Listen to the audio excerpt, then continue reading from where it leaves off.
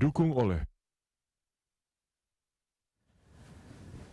Pemirsa, kembali bersama kami dalam program Inspirasi Ramadan, dan tamu kita sore ini adalah Menteri Sosial Ibu Khofifah Indar Parawansa. Selamat sore, Assalamualaikum warahmatullahi wabarakatuh, Bu Menteri. Assalamualaikum warahmatullahi wabarakatuh. Iya, kita tahu Bu Menteri kalau Ramadan selalu memberikan warna tersendiri bagi umat Islam tentunya, dan juga umat beragama tentunya. Dan bagaimana kemudian Ramadan memberikan warna pada kehidupan seorang Khofifah Indar Parawansa? Ya, sebagian besar umat Islam pasti menyambut Ramadan dengan bahagia. Bahagia akan ketemu dengan lipatan-lipatan pahala yang Allah janjikan kepada hambanya yang melakukan kebaikan-kebaikan. Dan itu akan menjadi satu motivasi tersendiri ketika orang misalnya melakukan sebuah kebaikan kemudian dilipat gandakan pahalanya, pasti orang akan berlomba.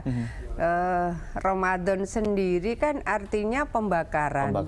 Maka kita bakar ego-ego, kita bakar nafsu yang tidak baik, karena ada nafsu yang baik. Kita bakar emosi-emosi yang tidak perlu. Nah, karena ada emosi yang juga perlu, begitu ya, Bu? Ada emosi, empati, dan simpati yang juga kita butuhkan. Nah, pada posisi seperti itu masing-masing mungkin ya punya tradisi sendiri-sendiri.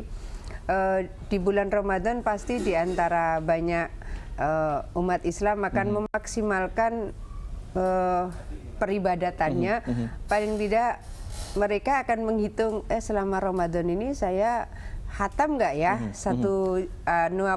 Al-Quran 30 juz ini kita hatam nggak ya minimal sekali. Itu pasti mereka akan melakukan proses penghitungan ya. Dia akan menghitung, saya sempat sholat tahajud berapa kali ya di dalam Ramadan ini, di luar dari sholat tarawih. Nanti hari-hari 10 hari terakhir kita itikaf yuk gitu. Yang biasanya mungkin orang tidur nyenyak, biasanya sangat banyak masjid orang berduyun-duyun, bahkan masjid sampai tidak cukup menampung jamaah yang mau itikaf karena mereka sedih ditinggal Ramadan. Nah, pada posisi seperti itu ada sebuah kenikmatan pastilah. Kalau di dalam Al-Quran itu disebut ala bizikrillahi tatmainnul qulub. Jadi kalau orang mau hatinya tenang, dia harus banyak mengingat Allah gitu.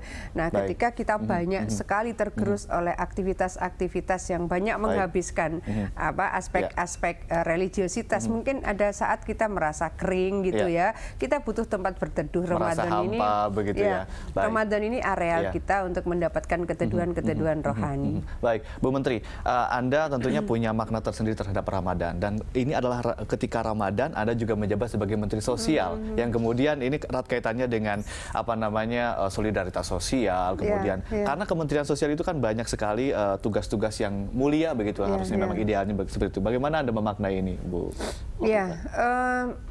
Pasti ketika orang mendapatkan reward berlipat ganda, orang akan mencoba untuk bisa mendapatkan reward itu semaksimal mungkin, termasuk di dalam membangun kepedulian sosial, solidaritas sosial, solidaritas kemanusiaan. Biasanya kalau ada dompet gitu, sedikit membukanya, biasanya Ramadan dibuka lebih lebar, artinya sedekahnya lebih banyak, infaknya lebih banyak, sedekahnya lebih banyak. Ini aspek positifnya. Aspek kurang positifnya, karena kemudian ini akan menjadi pemicu kemungkinan, mohon maaf, hadirnya para pengemis musiman. Nah, ini memang antara supply and demand itu jadi akhirnya saling ketemu pada titik-titik Ramadan, di mana di banyak kota akhirnya kemudian kita menemukan pengemis musiman datang karena memang banyak orang yang mau infak sedekah pada bulan Ramadan. Pada posisi seperti ini, bagaimana sebetulnya bangunan solidaritas sosial dan kepedulian sosial itu tidak menumbuhkan ketergantungan baru. Oleh karena itu, misalnya RT RW, di mana kalau ada warga akan keluar dari lingkungan itu lebih dari seminggu, biasanya mereka akan minta surat keterangan jalan dari RT surat RW. Izin, begitu ya? Nah, kalau sudah itu diketahui bahwa ini supplier pengemis musiman, teridentifikasi kok. Di desa mana, kabupaten mana, provinsi mana itu teridentifikasi.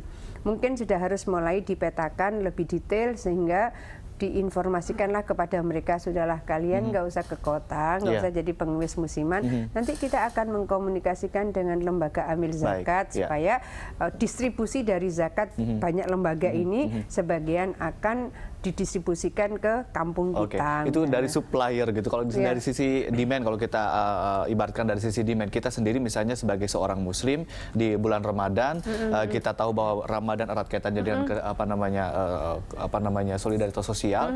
Apa yang harus kita lakukan ketika melihat banyak sekali orang mengemis segala macam, sementara kita juga punya solidaritas sosial sendiri ketika sebetulnya di bulan Ramadan. ada kebutuhan kita yang memiliki harta dalam jumlah tertentu. Jadi kan sejumlah harta yang memang sudah mencapai haulnya 1 tahun, mencapai nisabnya 1 titik tertentu, maka dia harus dikeluarkan sebagian dari harta itu. Kalau menurut Al-Quran adalah untuk membersihkan harta itu. Karena di dalam harta yang Allah kasih kepada kita, itu ada titipan untuk para mustahik. Siapa mustahik? Ada fukoro, ada masakin, dan seterusnya.